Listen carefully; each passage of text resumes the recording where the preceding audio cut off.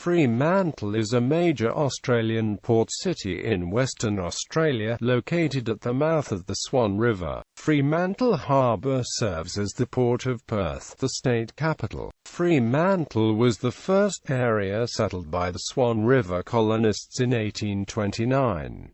It was declared a city in 1929, and has a population of approximately 27,000. The city is named after Captain Charles Fremantle, the English naval officer who established a camp at the site on the 2nd of May 1829. The city contains well-preserved 19th-century buildings and other heritage features. The Western Australian vernacular diminutive for Fremantle is Freo.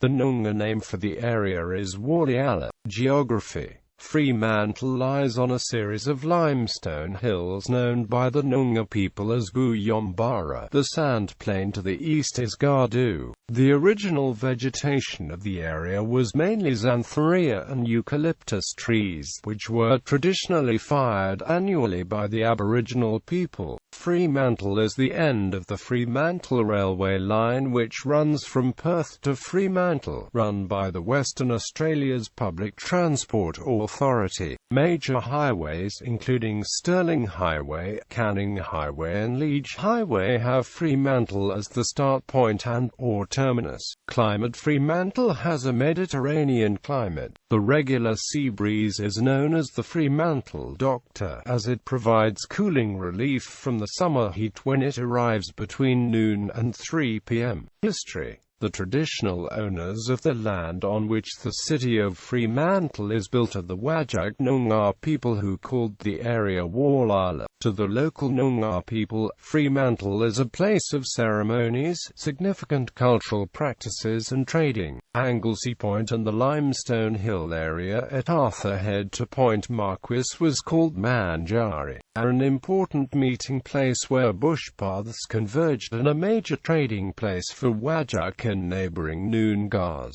Today, Whadjuk and other Noongars continue to gather and meet in Warlialla and at Manjari. Settlement and convict era. The area was considered as a site for possible British settlement in 1827, when Captain James Stirling in HMS Success explored the coastal areas near the Swan River. His favourable report was welcomed by the British government, who had for some time been suspicious of French colonial intentions towards the western portion of Australia. As a result of Stirling's report, Captain Charles Howe Fremantle of HMS Challenger of 603-ton, 28-gun frigate, was instructed to sail to the west coast of Australia to establish a settlement there. On the 2nd of May 1829, Fremantle hoisted the Union flag in a bay near what is now known as Arthur Head, and in accordance with his instructions, took formal possession of the whole of the west coast of New Holland in the name of Britain's King George IV. Western Australia Day is observed on the first Monday in June, although it was actually on the 2nd of June 1829 that Captain James Stirling on the Parmelia arrived with Surveyor General Rowe and the first contingent of immigrants to set up the Swan River colony.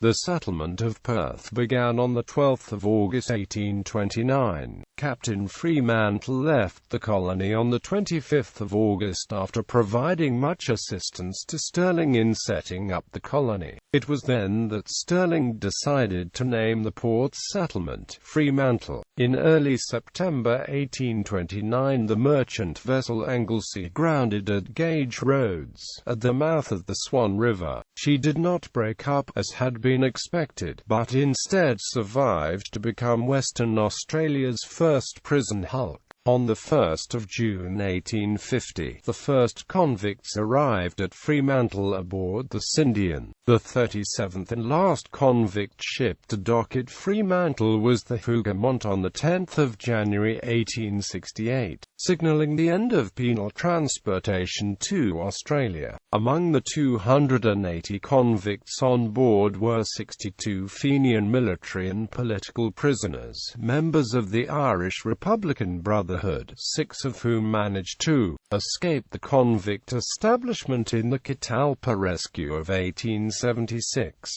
During this period, notorious South Sea pirate Bully Hayes lived in Fremantle with his fiancée Amy Scott, daughter of the Fremantle Harbour master. Gateway to the West in 1897, Irish-born engineer C.Y. O'Connor deepened Fremantle Harbour and removed the limestone bar and sand shoals across the entrance to the Swan River, thus rendering Fremantle a serviceable port for commercial shipping. This occurred at the height of the late 19th century Western Australian gold rush, transforming Fremantle into a capital of trade and gateway for thousands of gold miners to the inland boom towns of Coolgardie, Kalgoorlie and Southern Cross. Camels and their Afghan drivers were familiar sights, and bylaws regulating the driving of camels through the streets of Fremantle were enacted. The wealth generated during this period resulted in the construction of several prestigious hotels throughout Fremantle. Fremantle still serves as the chief general seaport for Western Australia, though far greater tonnages are exported from the iron ore ports of the Pilbara. Fremantle has seen many industrial conflicts, the most famous of which occurred in 1919 when rioting broke out during the Lumpur Strike, resulting in 1 death and many injuries. Naval operations during the Second World War. Fremantle was the home of the largest base for Allied submarines in the Southern Hemisphere. There were up to 125 US, 31 British and 11 Free Dutch submarines operating out of Fremantle, until the Americans moved forward to the Philippines.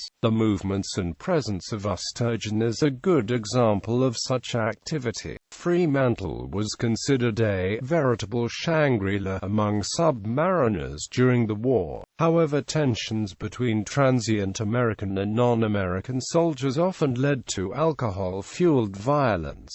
On the 11th of April 1944, a brawl between US and New Zealand servicemen at the National Hotel resulted in the death from stab wounds of 2 Maori soldiers. Post-Second World War, the city of Fremantle introduced several urban renewal projects in 2012, encouraging mixed-use development by increasing the maximum building height on key sites in the CBD, including Kings Square and the Inner East End. In January 2013, the city of Fremantle became the first council in Australia to outlaw the use of non-degradable plastic bags within the local area. Politics. The Fremantle state seat was continuously held by the Australian Labor Party from 1924 until 2009, when it was lost at a by-election to Greens candidate Adele Carles. The seat was returned to Labour in the 2013 state election. The federal electorate has returned Labour members continuously since 1934, including former Prime Minister John Curtin, and is represented by Josh Wilson.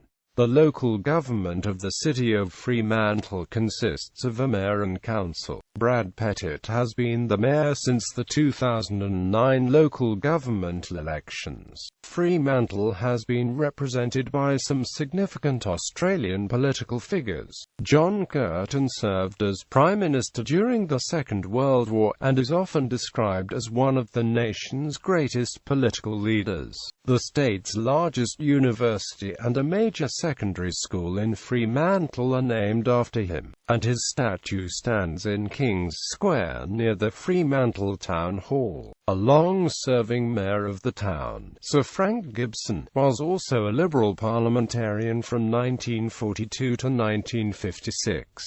Gibson, a pharmacist with a shop in High Street, was admired by all sides of politics for his civic leadership and tireless work for the city, especially during the Second World War, when he is said to have visited every ship that called at the port. He was a leading figure in many civic organizations, and his stepson, Dr. Roger Dunkley, was medical officer with the 2nd Independent Company during the Timor Campaign in the Second World War. Carmen Lawrence, the first female Premier of an Australian state, later represented Fremantle in the Federal House of Representatives. On 10 November 2006, Australian State and Territory Attorney Generals met in Fremantle to sign the Fremantle Declaration, a restatement and affirmation of legal and human rights principles in Australia. In 2011, Prime Minister Julia Gillard launched the Commonwealth Youth Forum in Fremantle as part of the Commonwealth Heads of Government meeting 2011, held in Perth 28 to 30 October.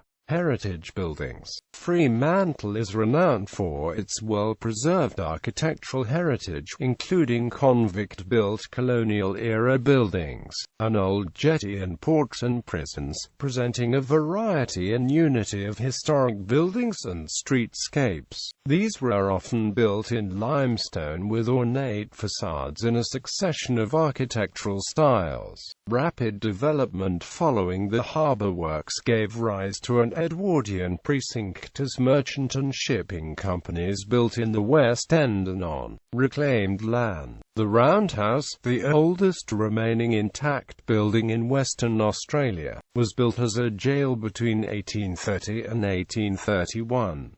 The Roundhouse had 8 cells and a jailer's residence, which all opened up into a central courtyard. In the 1800s, bay whaling was carried out from Bathers Beach below the Roundhouse. As part of the whaling operations, a tunnel was constructed under the Roundhouse to provide whalers with access to the town from the jetty and beach. The Roundhouse is located in what is now known as Fremantle's West End, a collection of streets characterized by late Georgian and Victorian-style architecture at the southern end of the port. A process of gentrification in the early 1990s was accelerated by the establishment of the University of Notre Dame, Australia, which occupies, and has restored, many of the buildings in the West End. When the first 75 convicts arrived from Britain in 1850 to support the colony's dwindling population, it became apparent that the Roundhouse was inadequate to house them. The convicts built a new jail, Fremantle Prison, which was completed in the 1850s and continued to be used as Fremantle's prison until 1991.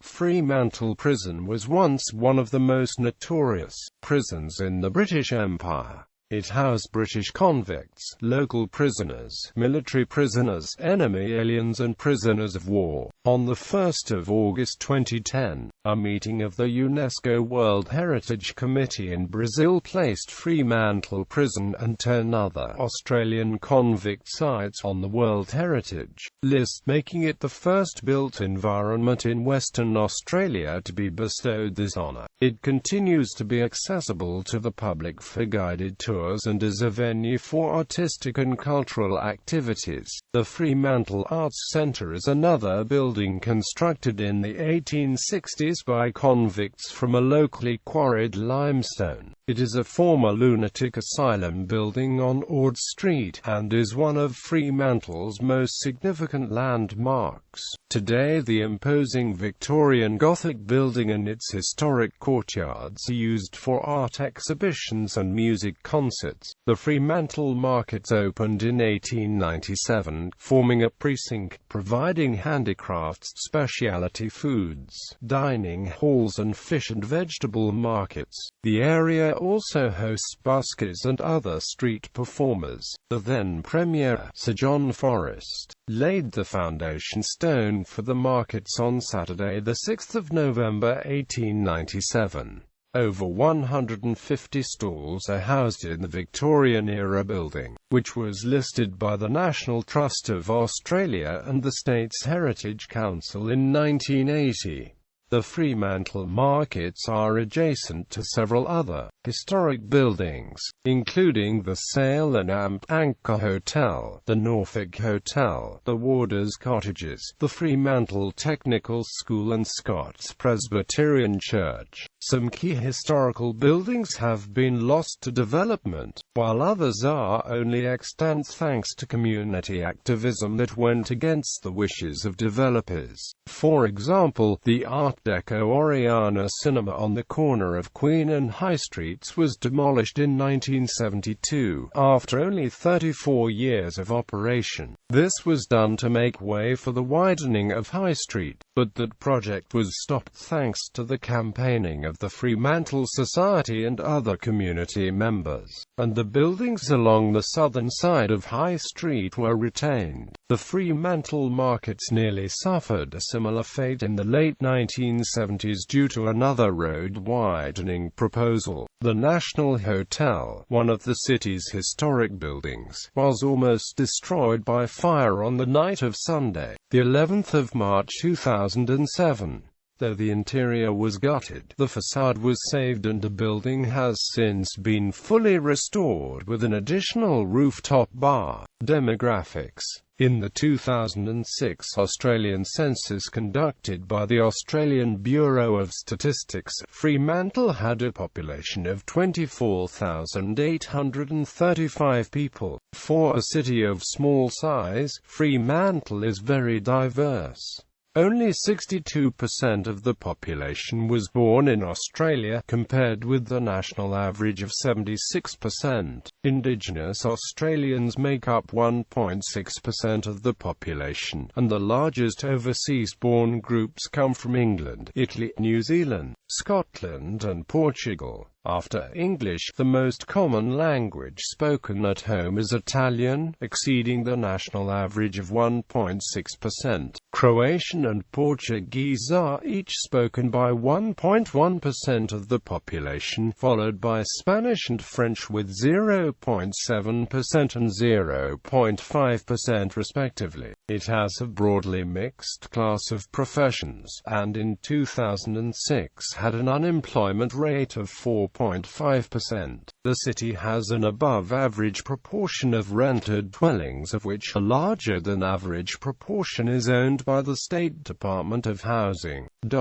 54.3% of the population is Christian, largely Roman Catholic and Anglican. Buddhism, Islam, and other religions comprise 3.9% of the population, and approximately 42% of Fremantle residents profess no religion or did not state a religion. Education. Tertiary institutions. Fremantle's tertiary education institutions are University of Notre Dame, Australia, located in the historic West End of Fremantle. The university's presence has contributed to Fremantle often being referred to as a university town, typical of the older university towns of Europe and the only one of its type in Australia. The restored historic buildings of the campus lend a distinctive character to Notre Dame, and with a growing student community, Notre Dame contributes actively to the city. South Metropolitan TAFE. South Metropolitan TAFE has multiple campuses in Fremantle, including its main campus in Beaconsfield, the WA Maritime Training Centre at Victoria Quay, and the eTech campus,